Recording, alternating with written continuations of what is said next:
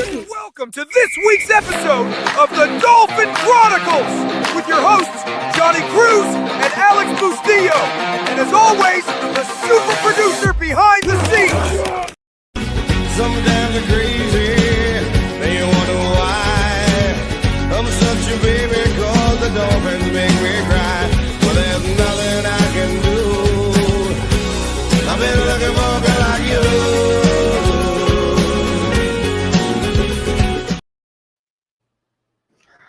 Is that fitting or what? What is going on, everybody? Welcome to another episode of the Dolphin Chronicles. Very nice intros there by the super producer Byron. Yeah, that song pretty much explains how every Dolphin fan is feeling right now. We are 1-5 after this miserable loss to the Chargers. A win that was right there, and it was just snatched away from us with the incredible tackling that our team loves to do on defense and stuff. So, Alex, how are you, Alex, on this beautiful Tuesday evening? I don't know, man. You tell me. I'm like I was last week, bro. I'm like that kid in the graphic in the top right corner, that young kid, like crying, but like the tears aren't coming out because I'm like numb already. Like I don't feel anything on the inside anymore, Johnny. The Dolphins have sucked the life out of me. You know, like Darius Rucker says in Hootie and the Blowfish, which, by the way, he that song came out. Somebody quote me on this, but that song came out at least 10 years ago. So this misery has been going on for a while, guys.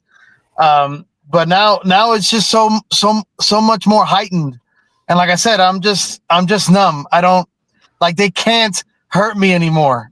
1994. 1994. I was about to say the song is a lot older than that, bro, because I want to say I was in high school. Yeah, there you go. Song came out in 94. Yeah, my point proven. You know, since 94, the Dolphins have been making him cry. I don't think he smiled since 1994. I'm probably right there with Hootie. I ain't gonna front. When did Dan retire? 99. So yeah, that was a horrible way for him to go out with that. Oh yeah, Dan didn't go out. Yeah, Dan didn't go out on a white horse by any means. No. So yeah, it has been 25 plus years of some dreadful football, but it's gotten to the point now where I'm with you, Alex. I try to be optimistic going into the season. I actually had the idiot pick of saying that they would go 10-6. I thought that we would surprise some people. I actually had faith in Tua, and I thought he would play well as long as they kept him upright. For the most part, they've kept him upright. I mean, not that the offensive line is playing great, because they're not. No, they're terrible. They're giving him opportunities, and he's missing wide open people, bro. And he's got it's not the same quarterback. It's not the same quarterback from a couple years ago. It's definitely not the same guy we drafted. There's a lot, man. We're essentially the laughing stock of the league right now. You know, there's other teams that are 1-5. There's other teams that are There's teams that are winless, like the lowly Jets. But nobody's talking about the Jets. They're talking about the Dolphins, and what a disaster we are. So man, it's just it's sad because like I've conveyed, I'm going to continue to be a fan because I grew up watching this team and I love this team. But to see what unfolds week in and week out, and then the shit that goes on after the game. The press conferences. I told you how I feel about McDaniels' press conferences already. They make me cringe. Like I see him on a podium, and I don't even want to listen to what he has to say. And now I'm starting to feel that way about Tua. Yeah, I'm with you on the McDaniel one.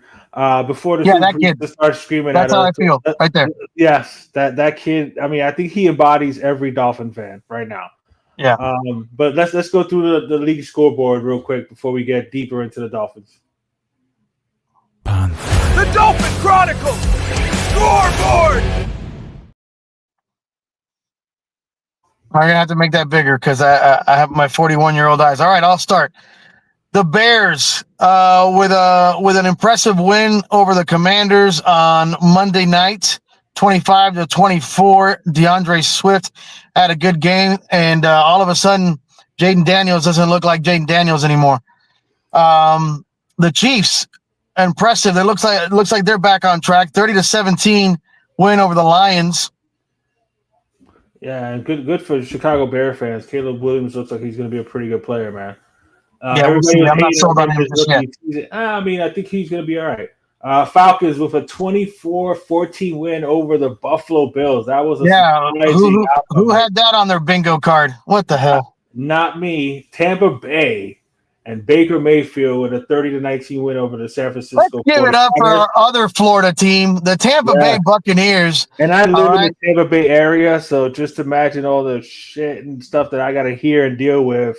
Good for you, Buc fans. You know what I'm saying? I'm happy for them. Good for them. Good for you. They should give you hell for cheering on the Dolphins in Tampa Bay. You're not gonna like the future segments. It's all good. I'm a Baker Mayfield fan, so it's all good. Yeah, so am I. You can't help but cheer for the guy. Absolutely. What's up, bro? Hey, what's up, Sil? Thanks for tuning in. All right, next one. The Buccaneers, they advance 27-18. The Packers regroup against the lowly Bengals. All right. Let's see. But Joe Flacco impressed a little bit in his Bengals debut. The Steelers 23-9 over the Browns. The Steelers continue to win ball games despite, not very, nothing too impressive, nothing too sexy. They just win football games. That's what the Steelers do. Mm-hmm. The Colts and Daniel Jones, who all of a sudden looks like freaking, Hall of Famer Peyton Manning, 31-27 over the Cardinals. Yeah, and good for Indianapolis fans too, man. Who would have thunk it that the Colts would be 5-1? That's crazy. Yeah, not me. The Raiders beat the lowly Titans 20-10. The Seahawks with a 20-12 victory over Jacksonville, and New England Patriots are 4-2 behind a good young quarterback and a hell of a coach that I wish was in Miami. Are number one in the AFC East. The Patriots are with Drake May and company. Oh, the Cowboys! I love to see the Cowboys lose. I'm sorry for my Dallas peeps, but I love to see him lose. The Panthers and Rico Dowdle comes back to his old squad and puts a hurting on him. 30-27, last second field goal. The Panthers beat the Cowboys. The Rams over the Ravens, who are now just have taken a nosedive. 17-3 Rams over Baltimore with no Lamar Jackson. The Eagles lose again to the Giants. Also didn't see that one coming. That was the Thursday night game. The Giants, Cam Scatterboo and Jackson Dart, 34-17 over the Eagles. And those are the two players that I was hoping would fall, and the Dolphins would have a chance to take them. But it is what it is. Good for the Giants. You can't help but feel good for these other teams because at least they're starting to build something. Yeah, unlike us, Yeah. Once again, our Dolphins lose to the Chargers 29-27. Tua took us down the field. We scored a touchdown to take the lead. But our defense did what our defense does this year, which is completely suck. And the Chargers go down the field and kick a game-winning field goal. The Broncos with a 13-11 win over the lowly Jets. If it wasn't for the Jets, I mean, we're still the laughing stock of the league. But if it wasn't for the Jets, the Jets looked really bad, and in London too, they looked terrible. Like they looked so like out of sorts. I don't know. I mean, Aaron Glenn and Mike McDaniel. Both those guys are on the hot seat, I'm sure. Maybe more so McDaniel than Glenn, but holy cow, the Jets look really bad. But the Broncos didn't look much better. That was a snooze fest, to be honest. You hate to wake up to that kind of football in the morning, but that's what we got treated to. Yeah, I'm with you on that one. The scary thing too, man, is you got. I mean, Josh Allen ain't young, but he's, if not the best quarterback, he's the top 2 or 3 quarterbacks in the league. You got a young Drake May with a good coach and Mike Vrabel, like you mentioned. So Buffalo and New England ain't going nowhere. So Miami and the Jets, Jesus, it's like deja vu, man. You have, but it's it's been that way, right? It's been that way for a while now. We should be getting used to it by now.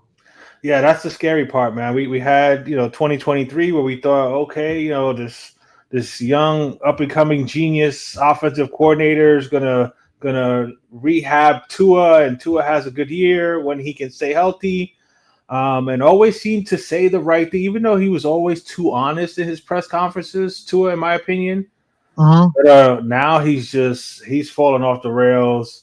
I know we got some clips of some press conferences here, but here is Tua after this last loss. The Dolphin Chronicles Game Analysis. I think it starts with the leadership in helping articulate that for the guys, and then what we're expecting out of the guys, right? We're expecting this. Are we getting that? Are we not getting that? We have guys showing up to player-only meetings late, guys not showing up to player-only meetings. Like, there's a lot that goes into that. Do we have to make this mandatory? Do we not have to make this mandatory? So it's a lot of things of that nature that we got to get cleaned up, and it starts with the little things like that. To be clear, you're saying some players were late or missed? Late, yeah. Yep. Thank you. Mm-hmm. Thanks. Yeah, man. That sucks. That sucks to see that, man. All I see there is a captain of a football team not taking accountability.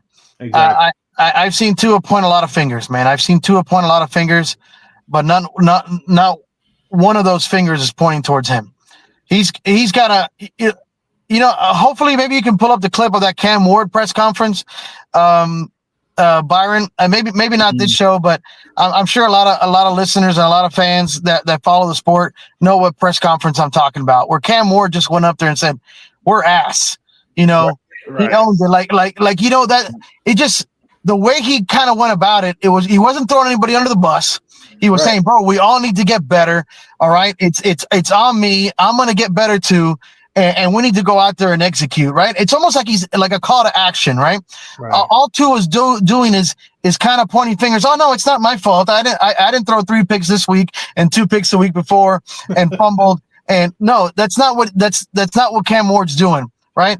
And kudos to Cam Ward, because he doesn't have the best weapons and personnel to work with over there in Tennessee. Okay. But that's leader. That's a leader right there. That's a leader in the clubhouse. That's a guy that's going to demand respect. I just don't know that Tua demands respect in the locker room. All right. You got your offensive lineman after the fact, after you said those words in the press conference, saying, "Hey, that stuff needs to stay internal. That stuff needs to stay inside." So you got your own offensive lineman calling you out. Then you got your coach, that's trying to kind of pussyfoot around shit, figure out, oh, what did my quarterback say? Oh, whose fault is it? Is it mine? Is it his? Dude, it's a complete disaster. But you know what? He's got the C on his chest. He's the captain of that football team. He should take accountability, and he hasn't shown that or taken accountability at all this season. I got that press conference if you want it. Let's do it. Cam Ward one. Go ahead, play the Cam Ward. Tell me the difference of what a leader is and what he's not. Everything from interception to a penalty to an incompletion by me, a bad ball, and then once we pass the 50, we just not continuing the drive. So, I mean, if we keeping a buck right now, we ass. So we 0-4. We have. This point, we got nothing to lose. We dropped a quarter of our fucking games, and we've yet to do anything. So we have to lock in, especially myself on the offensive line, from the defensive line, from the special teams to all 3 phases. We have to play together. We have not played together this year yet, and that's just something that we want to preach about it every day. Every day we got to do better, and we're doing that. But it has to show up on Sundays. It hasn't showed up yet, but it got to show up next week. Yeah, and it showed up next week. If I'm not mistaken, they got to win against the Cardinals the following week. That's a guy that I would want to play for, okay? That's a guy that knows, hey, I fucked up. I'm a rookie, okay? I shouldn't have a short leash because I'm a number 1 pick and I'm a badass, okay? But I fucked up, and I'm owning it, and we need to get better. He's not pointing fingers, talking about players not missing meetings and being late to meetings and blah, blah, blah, blah. Bro, like, enough is enough. Say, hey, I threw the pick. I should have given us a better chance to win at the game at the end there. Okay, yeah, whatever. There was 5 seconds left. But what about what led up to that? Right? There was opportunities that he missed throughout the game. Easy throws that he normally makes that he's continually missed in the last couple of weeks. I don't hear a mention of that at all. All I hear is deflection. I'm going to deflect it. Yeah, I'm with you on that. The crazy part too is, and we'll get into the stats. Good job pulling up that clip, man. And shout out to my boy Sam Dean, number one Titans fan, huge Titans fan. I kept telling him, bro, Cam Moore, you're gonna love this kid. You're gonna have to suffer the first year because your team sucks. Yeah, they're terrible. Who's their number one? Their number one receiver is some guy with a last name Ayo Manor or some crap. Right. But I told him, I was like, you're gonna love Cam Ward. Oh, really? Well, he was hurt though. He got hurt last week. Yeah. But point being is that's how a true leader and a quarterback is supposed to take accountability. And if I remember correctly, that like the question wasn't even anything about that. All the question was how do you keep the morale up, with a team that's 1-5 or whatever. And then he just went off on this tangent about, what guys aren't doing, not coming to meetings and all this. Like there was no need for any of that, bro. And that's a very easy answer. That you reply and you say, "Hey, that's on me as a leader of this football team to elevate the team and elevate the guys in the locker room and make sure we come out and we ball on Sundays. That's on me. And it's got to start with practice. It starts on Tuesday. All right. It starts at film session. It starts on the practice field and then it translates onto the field Sunday. I haven't heard that shit from Tua all season. I completely agree with you on that one. Like that's all he had to say. Like it was almost like a softball question where he could have just taken accountability for it and said the right thing at that moment, and we wouldn't be hearing any of this other shit that we've had to hear. Let's just run through some stats real quick at this game analysis. Before you get into stats, I have a question that isn't a softball question, but I feel like you guys have kind of delved so deeply into this that it begs to be asked. Yeah. Given what has happened this season, after Tua got his contract, I feel like this is, quote unquote, the real Tua. He doesn't have to play for a contract anymore. Do your feelings change on what Brian Flores and his discontent for Tua was when his tenure was here? Alex, do you want to take this first? Because I man, I'll take it. Look, let's be honest. A lot of us don't know what the hell happened behind the scenes. Whether Flores, disliked Tua or not. I think there was still certainly some development. Learning behind a Ryan Fitzpatrick is not a bad idea at all. Okay, so I don't think that I think Brian Flores gets a lot of bad rap. And now I think it's starting to come more to light, that maybe he was onto something with regards to talent evaluation, not so much how he went about things. He's probably said that nobody's held accountable. Yeah, there's your boy chiming in, man. Good point, Jonathan.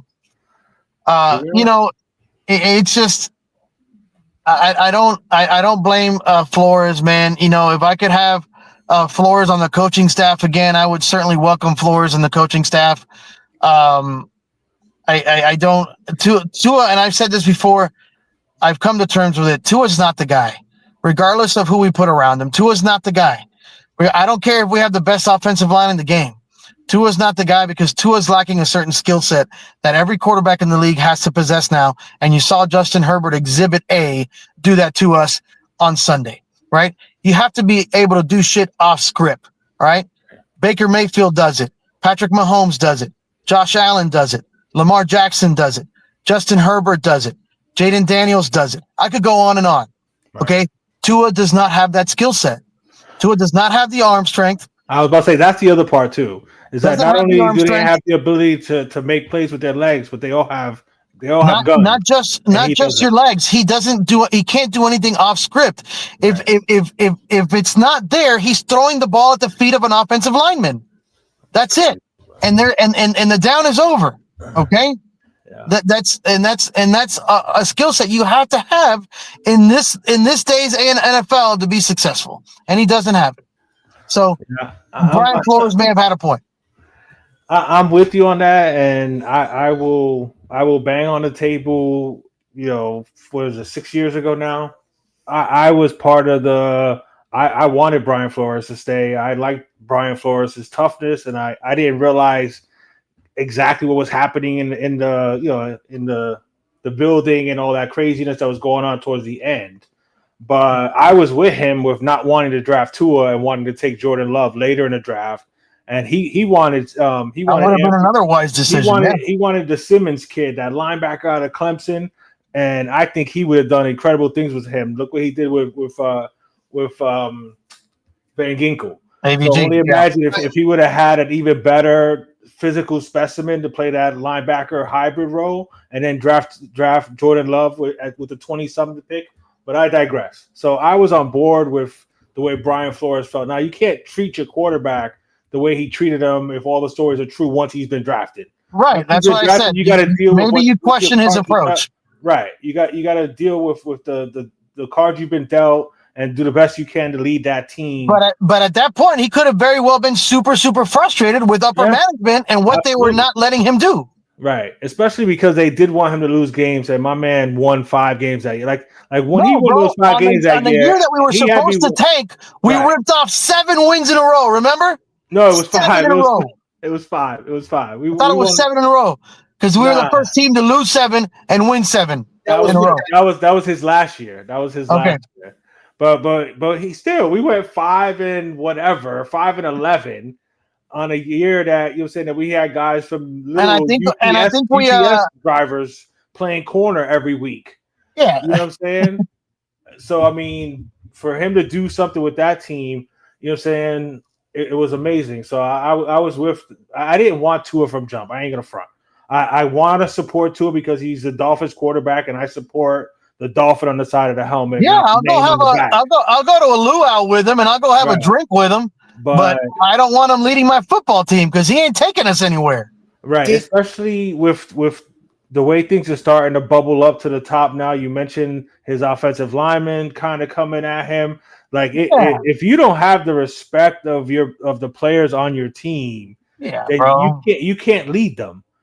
You know what I'm saying? That's just the bottom line. And it's in any phase of life, job, whatever. You'll say if you're a manager at a business or whatever, if your people don't respect your position and who you are, you're not going to be able to lead them anywhere. And if you're the type that's pointing fingers now because you got your money, to go turn it back to your question, Byron, if it's about that he's got his money, he ain't worried about stuff no more, then I'm glad that there's the out after this season because, I'm saying, I think we need to exercise. I think even if there's not a full out, they need to just bite the bullet with the $30 million or whatever they're going to go and just keep it moving. I don't necessarily think that he's playing less of or he cares less because he got his money. Yeah, I'm with you on that one. I don't think that's the case. Not playing he's just not playing well, and he hasn't panned out to what the organization thought that he would. No, and my question he's not worthy of the number 5 pick overall.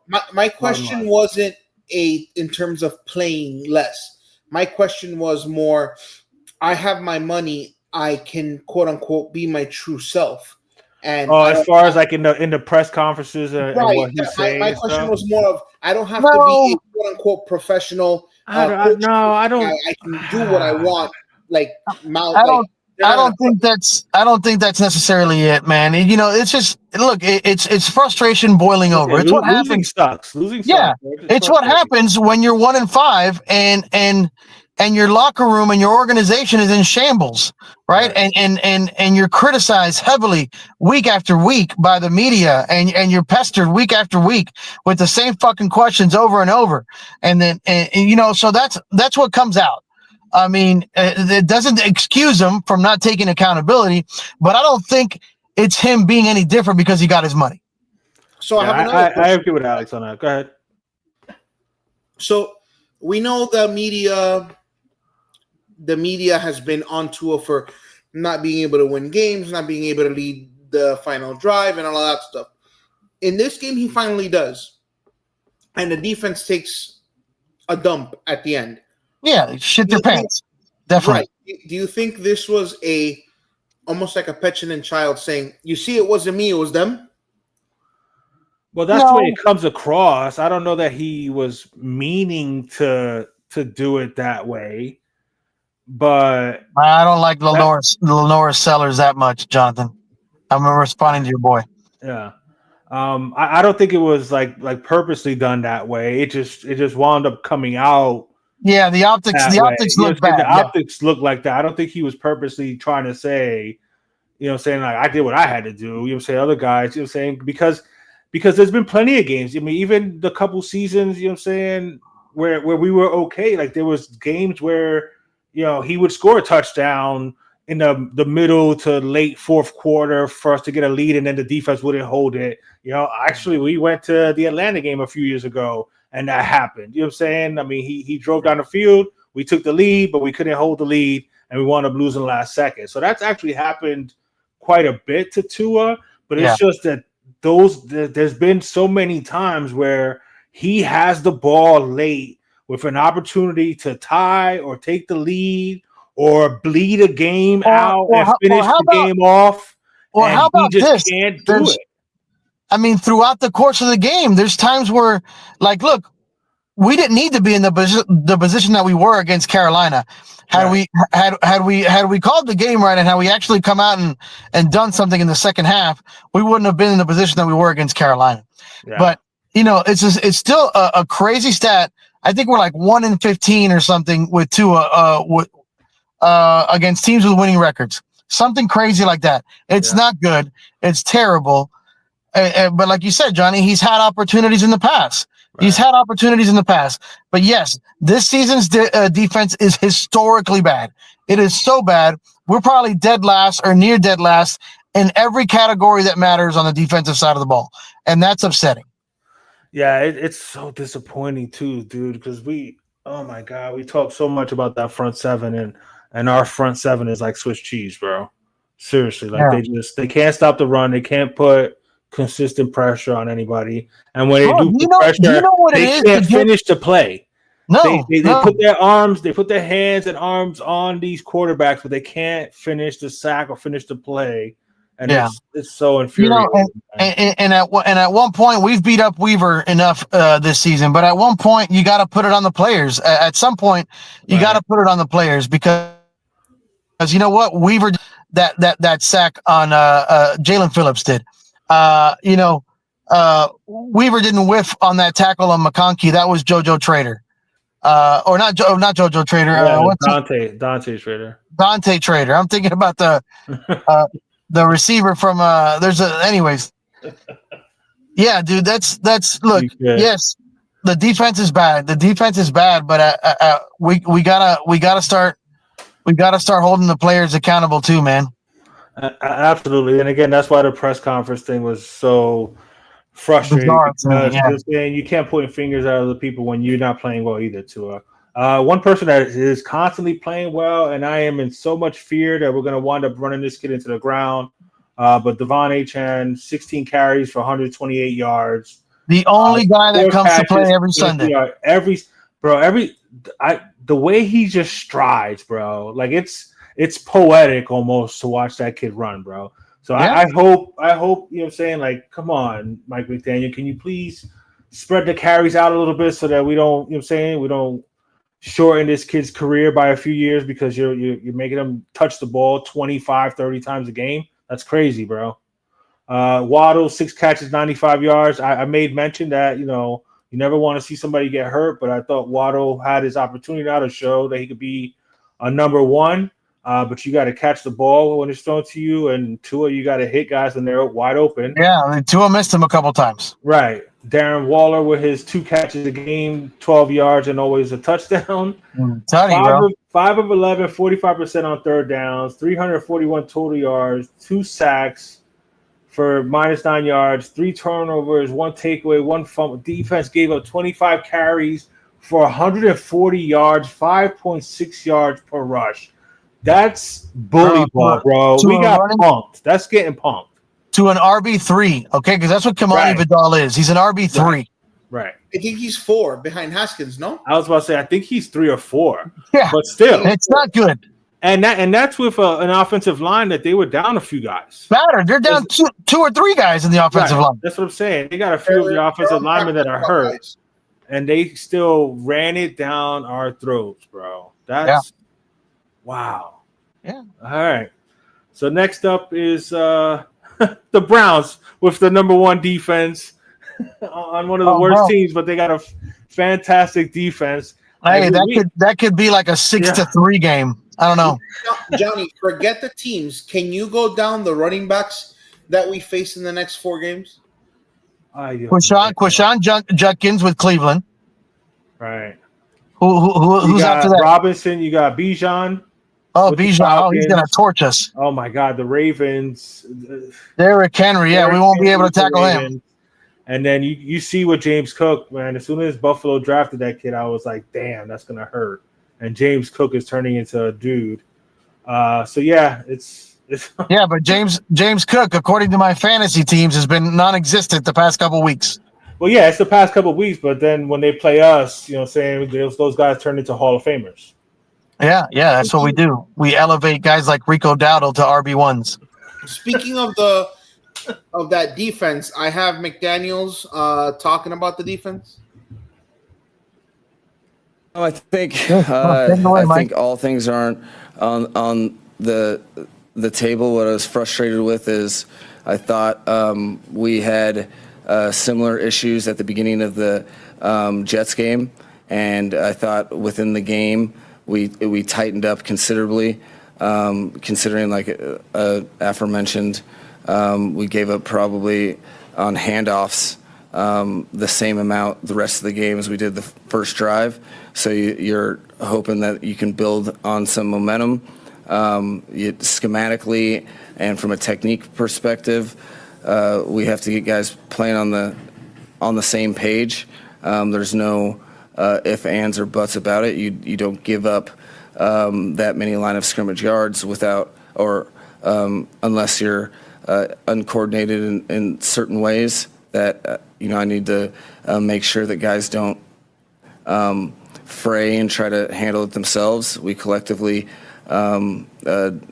need to build a wall, and if play calls need to change for that to occur, then play calls need to change. But the my ears hurt. Can't turn it off. continue to go on like this, and my ears hurt from hearing this guy. He sounds like a soccer dad trying to coach football. Bro, he sounds like he needs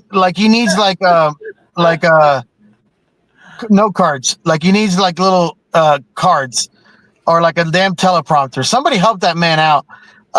Hey, here's an idea. How about Willie Gay play more snaps other than on special teams? There's an idea. Right. How about that? Yeah, how about that? Yeah. I don't know. Let's try that on for fucking change. Right. So I know we're talking about defense, and I know it's bad. So we have Teron Armstead and Dan Le Batard talking about the two oppressor and how what his comments. He also caught a lot of heat from Des Bryant on X. Remember that too. I'll find that, but let's listen. I mean, he earned everything that was said about him. Let's do it. Yeah, it's warranted. First things first. Tua has been sharing a lot this year to the media in these press conferences on a weekly basis. He's been sharing a lot, talking more in detail than I've ever heard while my time in Miami and his career. I'm against that approach. I come from the Sean Payton era, and Sean is he hates the media. Sean respects the media to the highest level, but he's not an overshare. He's not the type to give up information. He always felt like less is more.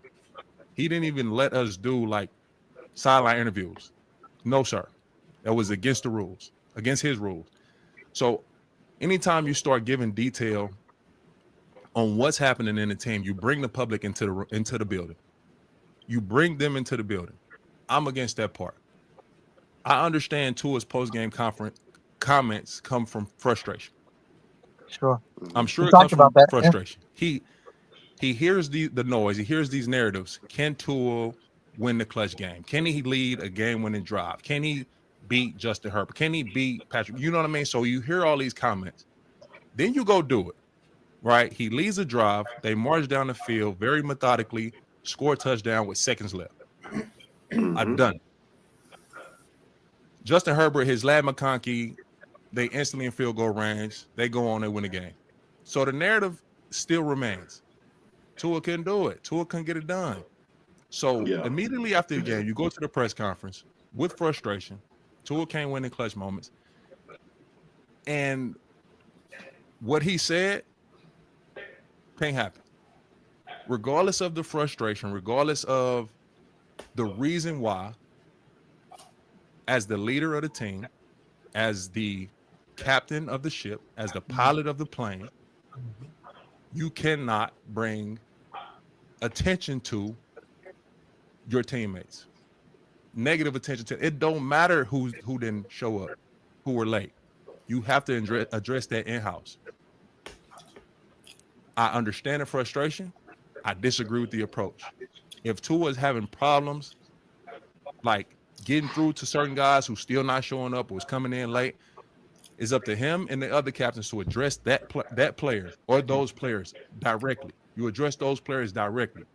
If that don't get it done, it comes from the coaches in the front office. If somebody is truly rebellious, like he's not showing up to meetings, he's not showing up to where he needs to be, you address that player. Still don't get it fixed, it's above you. It go to the coaches and to the front office. Yeah, I mean, he's absolutely correct. I mean, that's basically everything that we've been saying this whole show. It was just his total approach to just kind of shift blame. And again, he wasn't even asked the question about that. The question was, how do you keep morale up when you're 1-5 or something like that?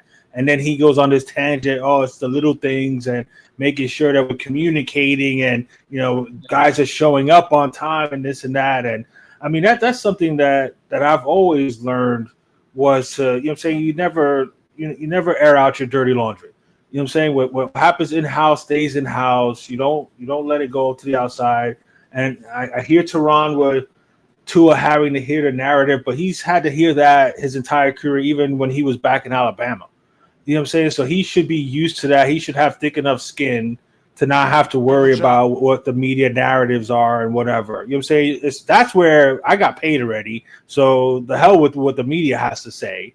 It's about my teammates and the guys in this building have to say. But that's where I start to have to agree with Byron with as far as and you, Alex, as well, as far as he don't have the respect of the other players on his team, bro. You know what I'm saying? It seems like all that Tyreek fluff and stuff that he was trying to do was probably because Tyreek felt like he had to do that to prop this kid up because he just couldn't do it himself. Yeah. You know what I'm saying? So it's just a bad look all the way around, man. Like, it is. I agree with Teron, man. It makes perfect sense. You gotta address that. You're the captain. You're the leader, right? So you go up to those guys, address it in house, and you don't bring the public into that. You don't, bro, because it just, there's too many distractions. That's a distraction. I like that you brought up Sean Payton. Sean Payton comes from the Bill Parcells tree where you don't talk to the media about that. No, God no. Yeah. So I also have Dan Levitard speaking on it. Interested in that one? Yeah, go ahead. Might as well. Difference to me between a film session and Tua called a players only meeting.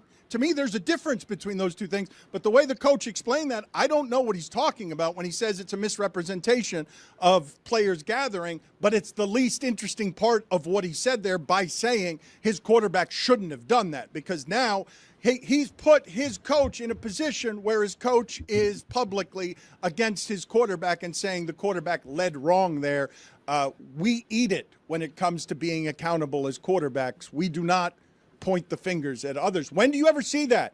You guys tell me, after losses with frustration, you get all the cliches. They wanted it more. We weren't trying hard enough. Whatever. We've got to explain the losses. It never comes from the quarterback in a way that makes the coach have to address it the next day and makes the coach and the quarterback look like they're not aligned. Give me all the examples that you guys have of in a press conference. Like, there are a bunch of shitty teams in the NFL. There's only one with a quarterback who has his coach this week coming out afterward and saying, my quarterback said the wrong thing after that game. There's only one.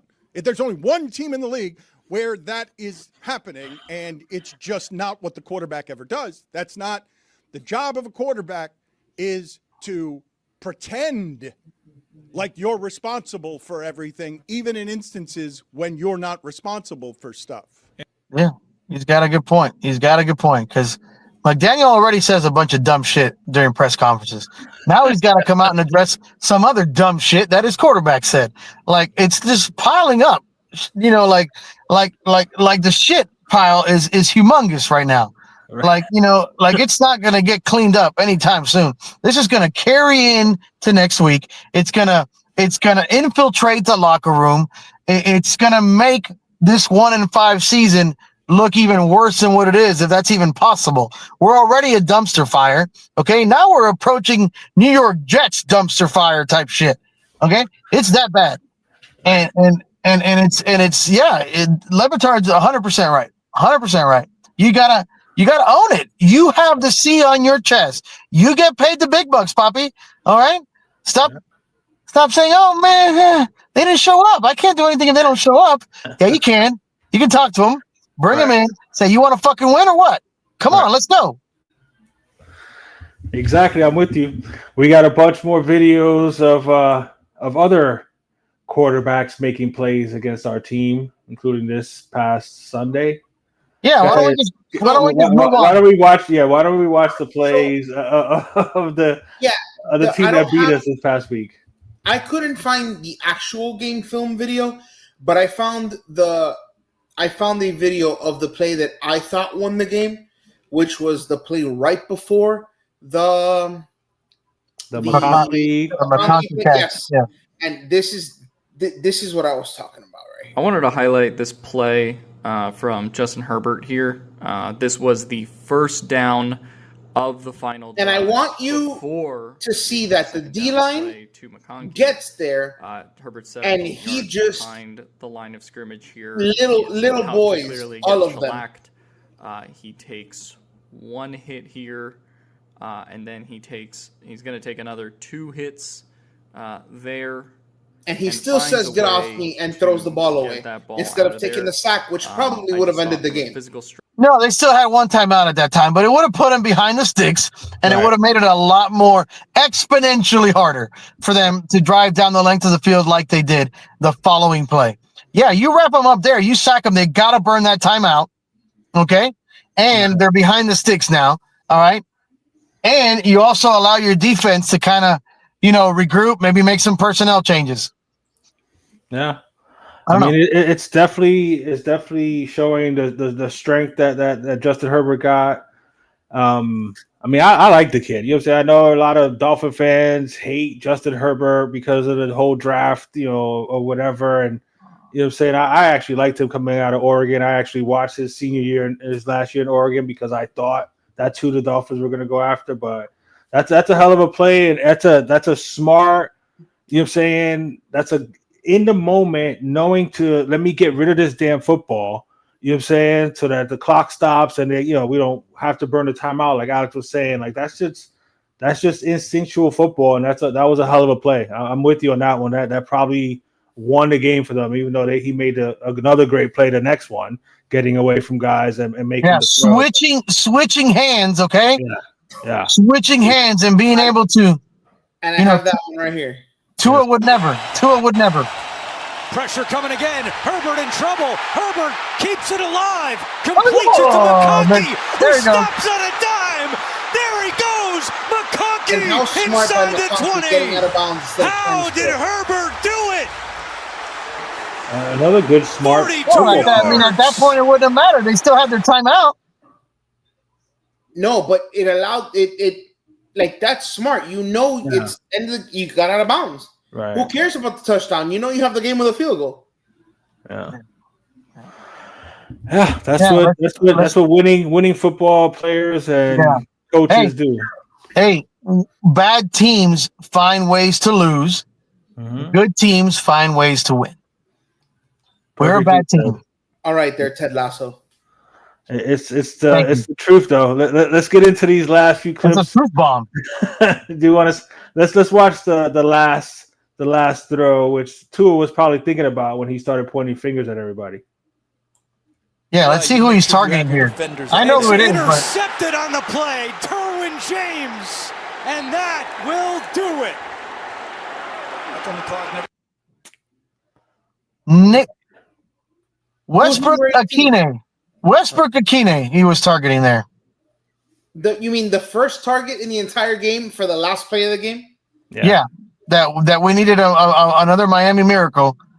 Let's go ahead and target That's Westbrook the last Akine. man he said at the weight room. Yeah, he probably figured, well, that's the last person they think I'm going to throw it to, so let me throw it to that guy there. Yeah. All right, let's watch some videos of a good quarterback here as we get into our players of the week. Dolphin Chronicles Play of the Week. So normally I'd have a play of the week, and honestly, I could not bring myself not to just, my God, this man. 2nd and 11. Going for a big ball. Down the field. He's got an open target. Oh, what a catch! Defenders. On 2nd and 10, there was a blitz and a touchdown pass as Baker reacted to the on-rusher. Tua would have been in 3 hospitals at that point. Tua would have been rolled out on a stretcher. Hold on, there is a flag at the line of scrimmage. Baker got up and talked all kinds of shit. And then to top it all off, His old college teammate, but he's not going to have a chance. Oh, yes, he is. He fights through the sack. Looking for first down yard. Oh, my goodness, he's done it again. Oh, that is pure Baker. Look at those plays. The guy is a dog, and guess what? We had an opportunity to get this guy too. Remember when he was in Carolina? Yep. Well, you mean St. Louis? Oh yeah. He also led the he Rams. also went to Carolina. Yeah. Yeah, he was in Carolina. Like Cleveland, Carolina, St. Louis, and then he went to Tampa. Yeah, the Rams, and he came and they signed him, and he led him to a Thursday night football victory. The Rams, remember that? That was with 2 days' notice. Yeah, exactly. That's and how we missed on an opportunity to get someone like that. I don't know, but whatever. And then, of course, we've already seen Dolphin Chronicles Showdown Play of the Week. It has to go to Tua in that stupid press conference. My lord. Yeah, we don't. You spare me the video. We don't have to see the video again. Yeah, we don't need to watch that shit fest again. But I'm with you on that. That is definitely the Dodo Play of the Week. So all right, we're gonna update you with the pick'ems, right? No. We're gonna do the what is it? The Fantasy Dolphin player. Chronicles Fantasy Football Players of the Week. So I'm gonna bring up clearly. We got to face this kid in a couple weeks too. Hold on. Is it Bijan? No, that's our player of the week. That's always. You should just leave that graphic up. It's not going anywhere. Right. So, it was Waddle the week before and Waller the week before that. So HM makes a return, 31 fantasy points, right? Yeah. But, You need to find a picture of him with his grill. You see, he's got a nice grill. Yeah. So now we go to what would have been the player of the week on Sunday. Rico Dowdle. Wow. Look at that stat line. Wow, that's a lot of carries too. 30 carries, and all of a sudden the Carolina Panthers. Who would have thought this? They're 3-3. Right, but then, like Johnny said, we face this guy in a couple of weeks. Bijan Robinson, 81-yard run against the Buffalo Bills. Right. Who have a better defensive line than we do right now. Yeah, and better linebackers. He ran for 170. Jeez. Albeit Terrell Bernard did miss most of this game. He left it with an injury early. Terrell Bernard did. That's their big time linebacker, their leader on defense. But still, this guy is a problem. Absolutely, he is. Jeez. Just thinking about that list of running backs that we were talking about in these next couple of weeks is scary to think about. In between all that rambling that Mike McDaniel was saying there, he was talking about the defense. He was basically saying that they need to play as a cohesive unit. Let's see if that can happen over these next couple of weeks, and maybe we can get a couple victories. Any last minute thoughts, Alex, before we get up out of here? No, I do. I do know I've missed the last couple times making picks. I see you guys throwing your picks in there in the chat, and I never get them in on time or at all sometimes. So we'll get better about that. Just know that I'm going to win at the end of the season, anyways. So I don't know. Since you've made not enough picks, I feel like by default, fans are going to have to start throwing water balloons at you. Well, whatever. I'll make it up. If you want, I'll pick on the whole damn slate next week. How about that? And then we'll see how that turns out. Yeah, But he'll have to make some extra picks for a few weeks. I appreciate the love. I talk a lot of shit on X, but I'm very transparent. I'm very genuine. And I think I'd like to think that I know a little bit of ball. So follow me on X. I'm fun. I'm a little crazy, but I do it from the heart. So fins up. Absolutely. My man says what he feels, and he feels what he says. All right, Byron, anything else, Mr. Super Producer, before we get up out of here? No, sir. All right, so for Alex and Byron, I am Johnny Cruz. This is the Dolphin Chronicles. Until next time, Dolphin fans, thanks for watching. Sometimes you're crazy, then you wonder why I'm such a baby, 'cause the Dolphins make me cry. Well, there's nothing I